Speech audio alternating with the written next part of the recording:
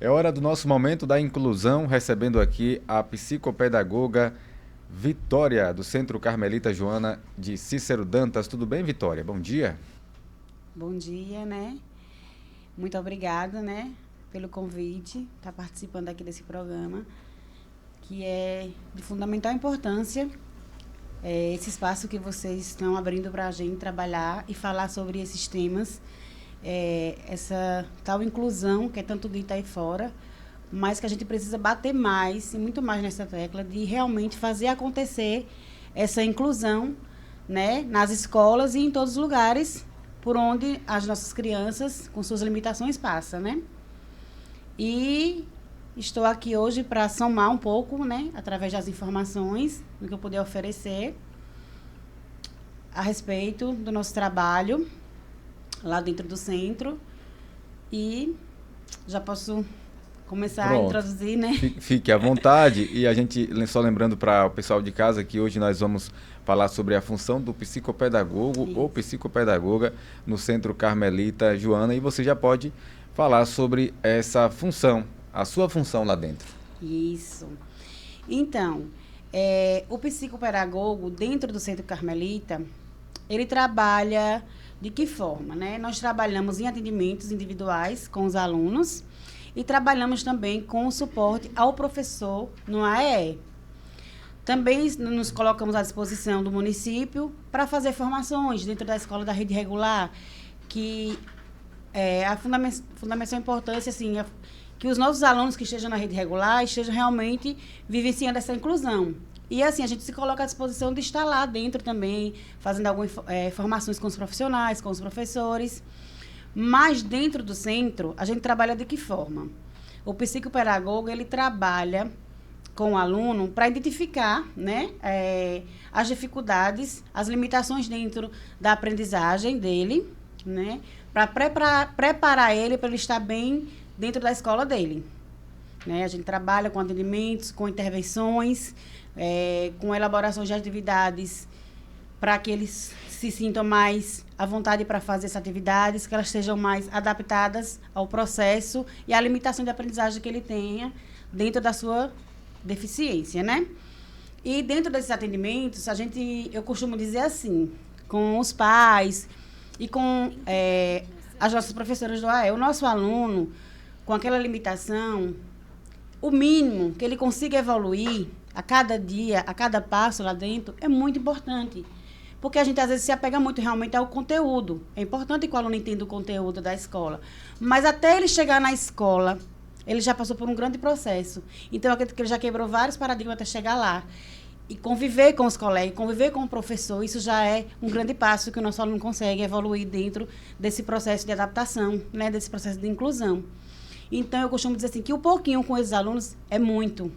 É um passinho a cada dia, é um passinho de formiguinha, para que eles estejam preparados e aceitos dentro da sociedade, dentro da escola que eles estudam, e lá também com a gente, dentro do centro, né?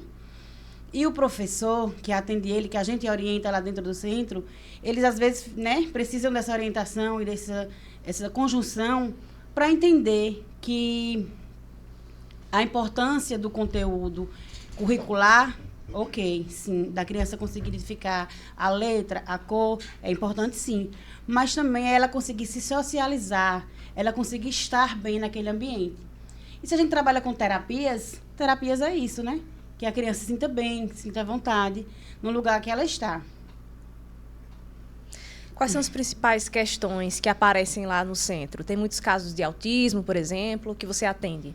Sim. Hoje, a grande maioria dos alunos que estudam lá no Centro Carmelita são autistas, né? Mas a gente tem uma vasta, várias outras deficiências, como retardo mental, né? Que é o DI, que é a deficiência intelectual, que eu vou falar um pouquinho sobre ela no instante também. Tem o Down, tem o TOD, tem várias mesmo lá.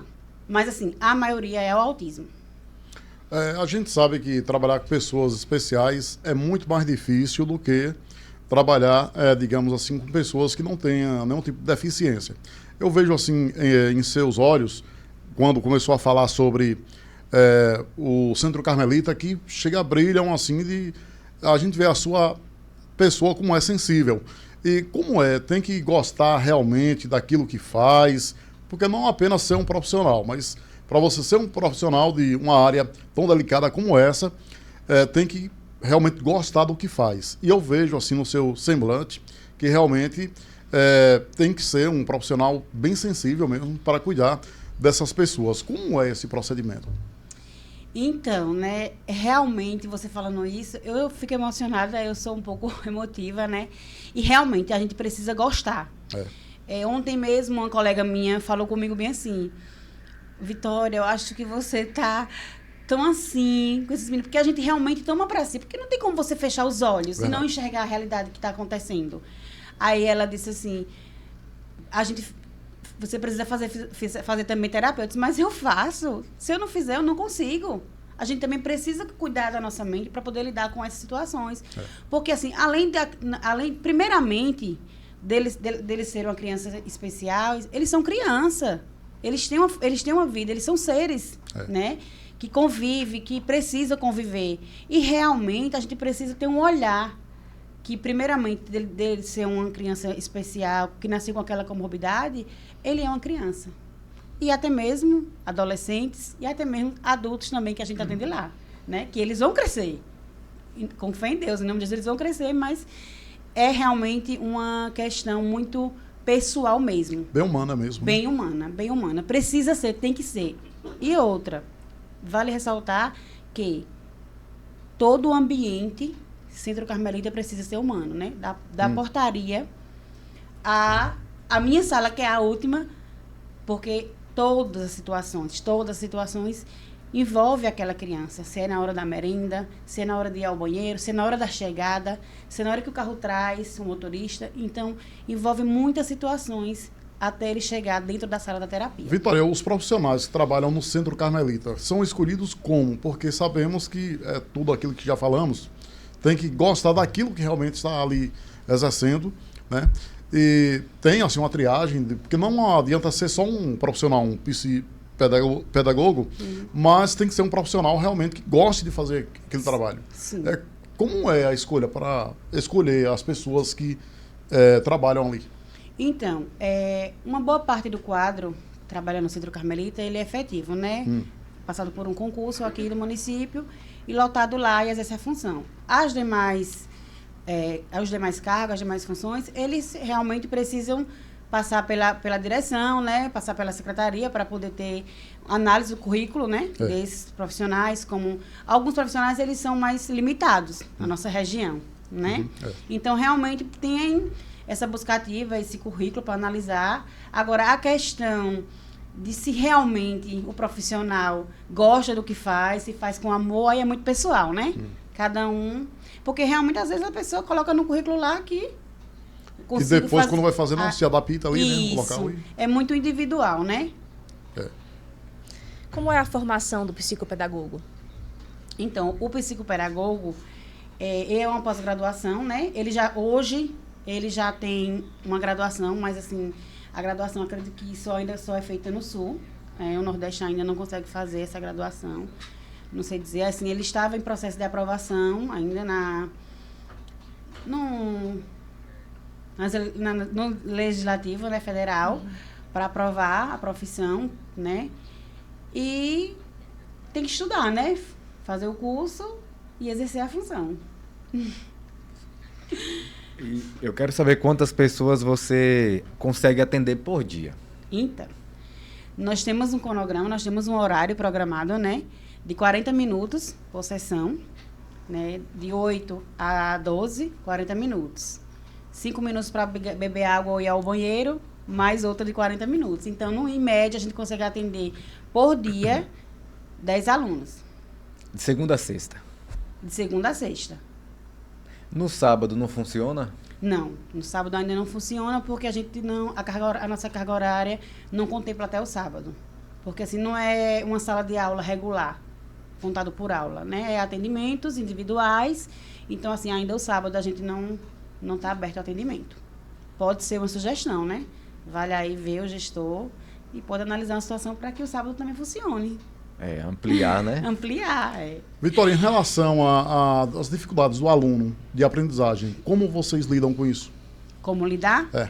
Então, a gente sabe que o aluno, quando ele tem uma limitação cognitiva, ele tem a dificuldade realmente de entender a proposta pedagógica, que talvez até um dito normal consiga. E também, às vezes, a criança também tem a questão da idade, para cada um tem um marco do desenvolvimento, para conseguir alcançar aqueles níveis de aprendizagem, né? Então, a gente lida com essa situação de adaptação, adaptar as atividades para ser trabalhada com ele. Um texto que eu consigo trabalhar com a criança do 5º ano, por exemplo, na sala da rede regular, com o meu aluno, se ele tem uma limitação, eu vou tentar trabalhar frases, letras, imagens. Depende muito da particularidade da criança. Porque, assim, a gente fala, quando ela citou assim, a gente fala do autismo, mas o autismo, ele é vasto. Tanto que ele é um aspecto, porque ele é vasto. Ele tem vários níveis de autismo, níveis de suporte, né? São 3. E, na verdade, eu digo vários, porque, assim, cada um pode ter uma comorbidade, outros podem ser que não tenham comorbidade. Então, é muito individual. Por isso que a gente trabalha também com os nossos professores lá no Centro Carmelita, o PEI, que é o Plano de Educação Individual, né? Que já está sendo aprovado também como lei obrigatória, ter, tanto na escola da rede regular, e a gente lá também. A gente já trabalha com o PEI, está sendo implantado esse ano também na rede regular. A gente já fez algumas formações com as escolas da rede regular, porque você precisa planejar individual mesmo, para cada criança, analisando e observando a habilidade que você consegue alcançar com ele. Se ele consegue fazer o traçado, é o traçado que eu vou trabalhar com ele e vou desenvolver outras habilidades dentro daquele traçado. Se é o pontilhado, a mesma coisa, entendeu? Por isso que a gente precisa planejar individual para cada criança. Vitória, você falou que ia comentar rapidamente sobre o retardo mental. Explica pra gente como funciona. Então, assim, porque assim, a gente trabalha com, né, várias deficiências e a gente bate muito na tecla do autismo, né? O síndrome de Down, que é mais identificado, a gente às vezes vai esquecendo também que tem outras. Então, aí eu falando com o Tânia, eu falei, vamos falar sobre o retardo mental, que é conhecido como DI, que é a deficiência intelectual. Que é uma criança que ela não consegue compreender da mesma forma que as outras, né, da mesma idade dela. Porque o que é que acontece? Quais são as causas, né? É também uma alteração no cromossomo da criança, né, quando ela está na gestação. Causa alguns desordens, né, nos embriões e faz com que essa criança nasça com esse retardo mental, que hoje é chamado como deficiência intelectual, que também limita ela de ser uma criança como as outras. Uma criança da mesma idade, você vai perceber logo que ela não tem os mesmos comportamentos em relação, por exemplo, cotidiana, do dia a dia. Você vai perceber que elas não conseguem fazer a mesma coisa por conta dessa alteração no cromossomo dela, no processo de gestação, né? Ela não consegue acompanhar também a turma na questão da aprendizagem, porque também atrasa por essa mudança. E a gente tem muitas crianças com essa deficiência, que é o DI, que é a deficiência intelectual. Tá certo. Mais perguntas, meninos? Satisfeito. Então, vamos agradecer aqui a participação da psicopedagoga Vitória, lá do Centro Carmelita Joana. Vitória, um abraço. Até uma próxima. Eu que agradeço, viu? Parabéns a vocês mais uma vez pela oportunidade, pelo espaço, e que vocês continuem a abraçar essa causa junto com a gente e que, se tiver oportunidade também, possa ir lá no centro, visitar, conhecer melhor o nosso espaço. Muito obrigada. Inclusive, pessoas, alunos, estudantes, eles fazem essas visitas? Acho que sim, né? Porque é uma referência lá, Lutamos muito para isso acontecer, mas eu estava comentando essa semana que, semana passada mesmo, eu acho que umas 4 turmas chegaram lá. Assim, indo mesmo. Eles estão começando realmente agora a fazer essa visita, a querer ir conhecer, até porque, para ele lidar com um coleguinha lá na escola, ele saber o que é que ele faz lá, né? Porque às vezes a pessoa tem uma visão assim, lá é lugar de gente que doido, por exemplo, né? E eles estão indo, estão interessados, eles estão fascinados, eles estão realmente começando a ir. E venham mais escolas ver o nosso espaço. E a sociedade também, o centro é aberto, a gente fica muito feliz em abrir e mostrar o nosso trabalho. Lá é portas abertas mesmo. E turmas até de outros municípios, né? Já fizeram visita. E a gente também atende crianças de outros municípios também, né? Aí as outras escolas também que venham conhecer. Tá certo, Vitória. Até a próxima.